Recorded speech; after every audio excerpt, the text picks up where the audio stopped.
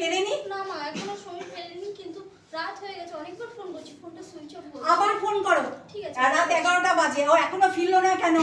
আরেকবার দেখো ফোন করে। উফ, টিং টং। এই কলিং বেল টিপেছে, শিগগিরই যাও, শিগগিরই যাও।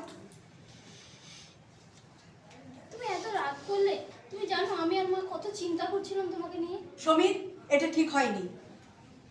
বৌমা তোমাকে অনেকবার ফোন করেছে, ফোনে পাইনি, আর আমিও ভেবে ভেবে অস্থির। একবার তো চিন্তা করতে হয়। কেন আজকে কি এমন হয়েছে যে আজকে এত চিন্তা? আরে পাগল, আজকের দিন আর অন্যদিন এক হলো? কেন আজকে কি হয়েছে? আরে দেখ না, বৌমার মুখের দিকে তাকিয়ে মুখটা কেমন কালো হয়ে গেছে। এত চিন্তা কিসে? আমি তো ভাবলাম আরে বাবা, আজকে পাশের বাড়ির ফ্ল্যাটের বউটা পালিয়ে গেছে। তো কি হয়েছে?